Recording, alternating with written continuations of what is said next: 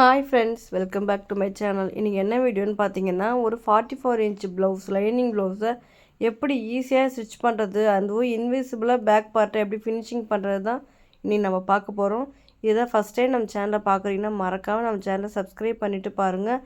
நம்ம சேனலுக்கு எல்லா வீடியோவுக்கும் நீங்கள் பார்த்தீங்கன்னா உங்களுக்கு ரொம்ப யூஸ்ஃபுல்லாக இருக்கும். பிகினர்ஸ்க்கு ஏற்ற மாதிரி நிறைய வீடியோஸ் நம்ம சேனலுக்கு வேணால் செக் பண்ணி பாருங்கள். இப்போ பார்த்தீங்கன்னா நம்ம மெயின் கிளாத்தும் லைனிங் கிளாத்தும் பெல்ட் பென் வச்சு நம்ம செக்யூர் பண்ணிவிட்டு மேலேயே ஒரு லைன் மாதிரி போட்டுக்கோங்க. பிகினர்ஸ்க்கு இந்த ஸ்டெப்பு ரொம்ப யூஸ்ஃபுல்லாக இருக்கும். ஏன்னா நம்ம ஸ்டார்டிங்கில் நம்மளுடைய தையல் வந்து ரொம்ப கிராஸாக போகும். அதனால் நீங்கள் இந்த மாதிரி வந்து ஒரு மார்க்கர் வச்சு உங்களுடைய நெக் எந்த ஷேப்பில் வேணுமோ அந்த ஷேப்புக்கு ஏற்ற மாதிரி நீங்கள் மார்க் பண்ணிவிட்டு அந்த மார்க் மேலேயே நீங்கள் ஸ்டிச் பண்ண சொல்ல உங்களுக்கு நெக்கோட ஃபினிஷிங் நீட்டாக வரும். இந்த ஸ்டெப்பை நீங்கள் மறக்காமல் ஃபாலோ பண்ணி பாருங்கள். இப்போ நம்ம மேலே வந்து படிமான தையல் போட்டுட்டோம். இப்போ அதை நீங்கள் கட் பண்ணாமல் இந்த மாதிரி நீங்கள் பின்னாடி பக்கம் மடித்து தைக்கிறதுக்கு விட்டுருப்பீங்க பார்த்தீங்களா, அதை மடித்து தைக்காமல் அந்த 1 இன்ச்சில் கரெக்டாக நீங்கள் இந்தமாரி ஒரு ஸ்டிச் பண்ணிக்கோங்க. இது வந்து நம்ம இன்விசிபிளாக நம்ம வந்து பேக் பார்ட்டை ஃபினிஷிங் பண்ண போகிறோம். அதனால் இந்த மெத்தட் நம்ம ஃபாலோ பண்ணுறோம். இப்போ எக்ஸ்ட்ரா பார்ட்டை நம்ம கட் பண்ணி எடுத்துடலாம். கரெக்டாக அந்த கார்னர் பக்கத்தில் மட்டும் நீங்கள் கரெக்டாக அந்த ஷேப்புக்கு வரா மாதிரி நீங்கள் கட் பண்ணிக்கோங்க. ஏன்னா நம்ம இதில் ரவுண்ட் ஷேப் வைக்கல, நம்ம ஒரு டிசைன் வச்சுருக்கோம், நெக்லஸ் மாடல் டிசைன் வச்சுருக்கோம். அதனால் அந்த டிசைனுக்கு ஏற்ற மாதிரி நீங்கள் கட் பண்ணிக்கோங்க. இந்தமாரி அத்காட் பண்ணும்போது தான் அந்த வளைவுலெல்லாம் உங்களுக்கு ஈஸியாக கிளாத் திரும்பி உங்களுக்கு அந்த ஃபினிஷிங் நீட்டாக வரும். அதனால் நீங்கள் இந்தமாரி சின்ன சின்ன ஸ்மால் கட் கொடுத்துக்கோங்க.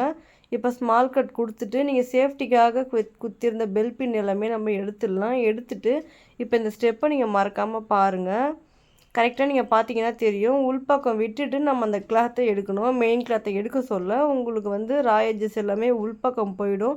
உங்களுக்கு வெளியே எதுவுமே தெரியாது. இன்விசிபிளாக பேக் பார்ட்டை இப்படி தான் நம்ம ஃபினிஷிங் பண்ணுறோம். இது பிகினர்ஸ்க்கு ரொம்ப யூஸ்ஃபுல்லாகவும் இருக்கும், ஈஸியாகவும் இருக்கும். இப்போ பார்த்தீங்கன்னா இன்விசிபிளாக இருக்குது. பேக் பார்ட்டில் எந்த ஒரு ஜாயினுமே தெரியல, எந்த கிளாத்தும் தெரியாமல் ராயேஜஸ் எல்லாமே உள்பக்கம் போயிடுச்சு. இப்போ நீங்கள் 1 இன்ச்சு விட்ட அளவுக்கு நீங்கள் மேலே ஒரு படிமான தையல் போட்டுக்கோங்க. படிமான தையல் போட்டுட்டு இப்போ நெக் லைனில் கரெக்டாக இப்போ நீங்கள் கீறி விட்டுட்டு நீங்கள் தையல் போட சொல்ல அந்த ஃபினிஷிங் உங்களுக்கு நீட்டாக வரும். கரெக்டாக அந்த பார்ட்டுக்கு மேலேயே நீங்கள் எட்ஜி தையல் போட்டுக்கோங்க. அந்த கார்னரில் மட்டும் ஊசியை உள்ளே குத்திட்டு கிளாத்தை மட்டும் திருப்பி நீங்கள் கரெக்டாக ஸ்டிச் பண்ணுங்கள். ப்ரெஷர் ஃபுட்டை வந்து அந்த கார்னரில் நிறுத்திட்டு அதுக்கப்புறமா நீங்கள் கிளாத்தை மட்டும் திருப்புங்க. இந்த வளைவுலன்னா இந்த மாதிரி நீங்கள் திருப்ப சொல்ல கார்னர்னால் உங்களுக்கு கரெக்டாக வரும். இப்போ பார்த்தீங்கன்னா பேக் பார்ட் உங்களுக்கு ஃபினிஷிங் ஆகிடுச்சு. இப்போது லைனிங் பார்ட் மேலே நம்ம ஒரு படிமான தையல் போட்டுக்கலாம். சுற்றி இந்தமாதிரி தையல் போட்டுக்கோங்க. கிளாத் நகராமல் இருக்கிறதுக்கு நம்ம இந்த தையல் போட்டுக்கிறோம். இப்போ இந்தமாதிரி நீங்கள் சுற்றி தையல் போட்டுட்டிங்கன்னா உங்களுக்கு வந்து தைக்கும் போது ரொம்ப ஈஸியாக இருக்கும். நீங்கள் ஸ்டிச் பண்ணும் போதும் ஈஸியாக இருக்கும். நீங்கள் தையல் போட்டுட்டு எக்ஸ்ட்ரா கிளாத் எல்லாமே நீங்கள் கட் பண்ணி விட்டுருங்க. இப்போ நெக்ஸ்ட்டு வந்து நம்ம டாட் பிடிக்க போகிறோம். பொதுவாக டாட் வந்து நம்ம 2 கிளாத்தையும் சென்டரில் வச்சு நம்ம டாட் பிடிப்போம். ஆனால் அந்தமாரி பிடிக்காமல் நீங்கள் இந்த மெத்தடில் நீங்கள் டாட் பிடிக்க சொல்ல உங்களுக்கு முதுகில் எந்த ஒரு சுருக்கமும் இல்லாமல் உங்களுக்கு கேப் இல்லாமல் உங்களுக்கு கரெக்டாக வரும். நம்ம எக்ஸ்ட்ரா கிளாத் எல்லாமே நம்ம கட் பண்ணி எடுத்துடலாம்.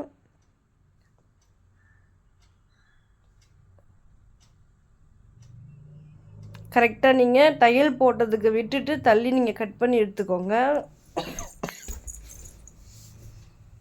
இப்போ பார்த்தீங்கன்னா நம்ம ஃபுல் கிளாத்தையும் கட் பண்ணி எடுத்துட்டோம். இப்போ இதுக்கு சென்டர் பார்ட்டு நீங்கள் அப்படி வைக்காமல் 1 இன்ச்சுக்கு மார்க் பண்ணிக்கோங்க. 1 இன்ச்சு மார்க் பண்ணிவிட்டு அதோடைய சென்டர் பாயிண்ட்டை மார்க் பண்ணிக்கோங்க. சென்டர் பாயிண்ட் மார்க் பண்ணிவிட்டு நீங்கள் டாட்டோடைய ஹைட் பார்த்தீங்கன்னா 3.5 வைக்கலாம், இல்லைனா 4 இன்ச்சு வைக்கலாம். நான் வந்து 3.5 வச்சு நான் வந்து கிராஸாக நான் ஸ்டிச் பண்ணிக்கிறேன். அதேமாரி ஆப்போசிட் சைட்லேயுமே நான் முன்ன சொன்ன மாதிரி டாட்டை நான் பிடிச்சிக்கிறேன். நீங்கள் இந்தமாரி டாட் பிடிக்கும் போது மட்டும்தான் உங்களுக்கு வந்து பேக் பார்ட் வந்து ஃபினிஷிங் கரெக்டாக இருக்கும். சென்டர் பாயிண்ட்டில் நீங்கள் மார்க் பண்ணாமல் 1 இன்ச்சு வச்சுட்டு அதில் நீங்கள் டாட் பிடிங்க. இப்போ பார்த்தீங்கன்னா பேக் பார்ட் ஃபுல்லாக ஃபினிஷிங் ஆகிடுச்சு. இந்த வீடியோ உங்களுக்கு பிடிச்சிருக்குன்னு நினைக்கிறேன். இதோடைய ஃப்ரண்ட் பார்ட் எப்படி ஸ்டிச் பண்ணுறதுன்ற அடுத்த வீடியோவில் பார்க்கலாம். இந்த மாதிரி வீடியோக்கு நம்ம சேனலை மறக்காமல் சப்ஸ்கிரைப் பண்ணிக்கோங்க. தேங்க்ஸ் ஃபார் வாட்சிங்.